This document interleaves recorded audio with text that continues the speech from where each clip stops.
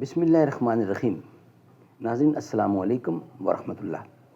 وی log number ہے 410 اور 5ویں قسط ہے، اور یہ ہیڈنگ چل رہا ہے غزوہ بنی المستلق سے پہلے منافقین کا رویہ. اس کا ایک حصہ بیان کیا جا چکا ہے، دوسرا حصہ ہے جو ہم آپ کے سامنے رکھ رہے ہیں. ناظرین پیج ہے 445. ناظرین اس کتاب کا ٹائٹل ہے الرحیق المختوم، یعنی سیرت النبی صلی اللہ علیہ وسلم پر دنیا بھر میں اول انعام یافتہ یہ کتاب ہے جس سے ہم آپ کے سامنے یہ پیش کر رہے ہیں. رائٹر اس کتاب کے مولانا صفی الرحمان مبارک پوری رحمۃ اللہ علیہ. رابطہ عالم اسلامی مکہ مکرمہ کے زیر اہتمام منعقدہ سیرت نگاری کے عالمی مقابلہ میں اول آنے والی عربی کتاب کا اردو ترجمہ الرحیق المختوم. قال اللہ تعالی یسقون من رحیق مختوم، یہ لوگ سر بمہر شراب پلائے جائیں گے. بسم اللہ الرحمن الرحیم. قال اللہ تعالی وَإِن تُطِيعُوهُ تَهْتَدُوا، اور اگر اس کی فرما برداری کرو گے تو راہ پاؤ گے. جو آسی کو کملی میں اپنی چھپا لے، جو دشمن کو بھی زخم کھا کر دعا دے، اسے اور کیا نام دے گا زمانہ. وہ رحمت نہیں ہے تو پھر اور کیا ہے. جو اس میں محمد پہ قرباں ہوا ہے، دنیا میں اس کا پھر بڑا نام ہوا ہے.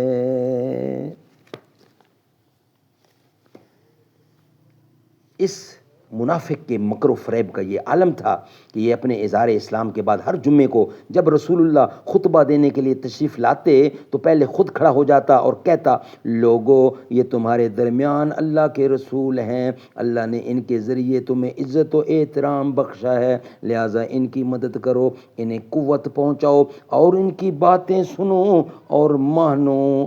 اس کے بعد بیٹھ جاتا اور رسول اللہ اٹھ کر خطبہ دیتے.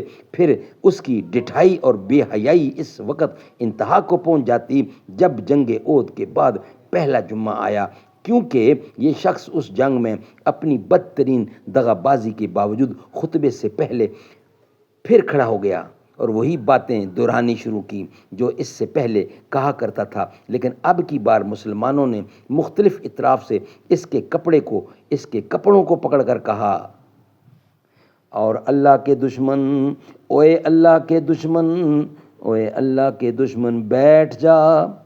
تو نے جو حرکتیں کی ہیں اس کے بعد اب تو اس لائق نہیں رہ گیا ہے.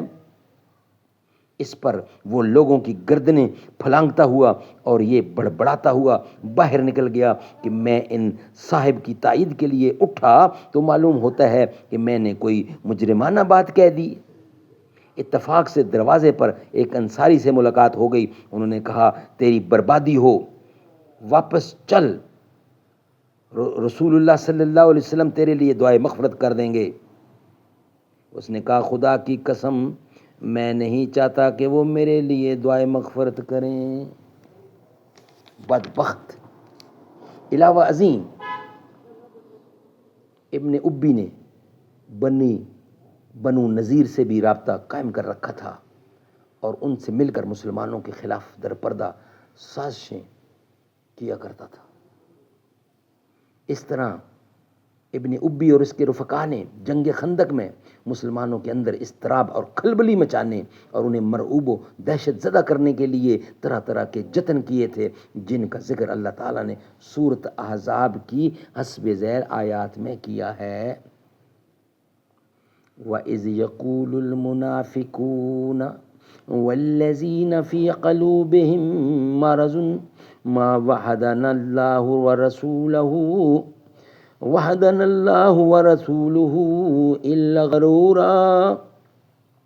وَإِذْ قَالَتْ طَائِفَةٌ مِّنْهُمْ يَا أَهْلَ يَثْرِبَ لَا مُقَامَ لَكُمْ فَارْجِعُوا وَيَسْتَأْذِنُ فَرِيقٌ منهم النبي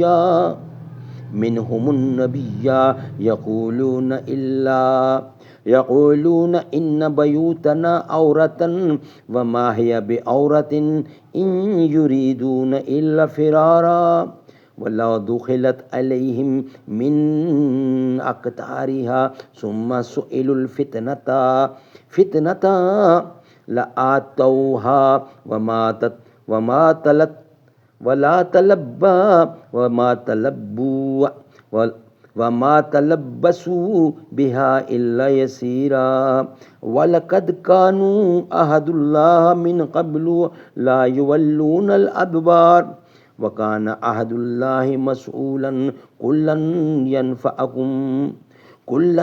يَنْفَعُكُمُ الْفِرَارُ إِنْ فَرَرْتُمْ مِنَ الْمَوْتِ أَوِ الْقَتْلِ وَإِذًا لَا تَمَتَّعُونَ إِلَّا قَلِيلًا قُلْ مَنْ ذَا الَّذِي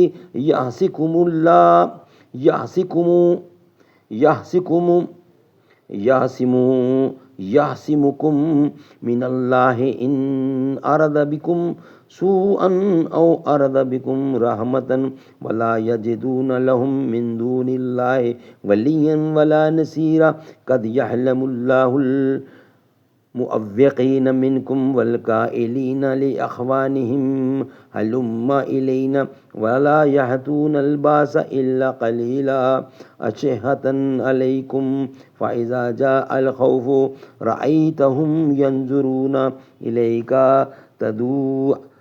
تدور أعينهم كالذي يغشى عليه من الموت فإذا ذهب الخوف سلقوكم بالسنة حداد أشحة على الخير أولئك لم يؤمنوا فأهبط الله أعمالهم وكان ذلك الله يسيرا يحسبون الأحزاب لم يذهبوا وإن يأتي الأحزاب يودوا لو أنهم بادون في الأحراب يسألون عن آبائكم ولو كانوا فيكم ما قتلوا إلا قليلا 33 12 سے 20 آیت نمبر ہے 33 نمبر صورت ہے احزاب.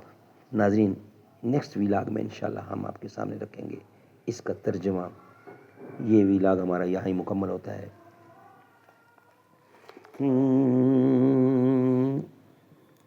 اپنی بہن سے بولے عمر یہ تو بتا کیا کرتی تھی میرے آنے سے پہلے کیا چھپ کے پڑھتی تھی. بہن نے جب قرآن پڑھا سن کے کلام پاک خدا دل یہ عمر کا بول اٹھا لا الہ الا اللہ حسبی ربی جل اللہ ما فی قلبی غیر اللہ لا الہ الا اللہ نور محمد صلی اللہ.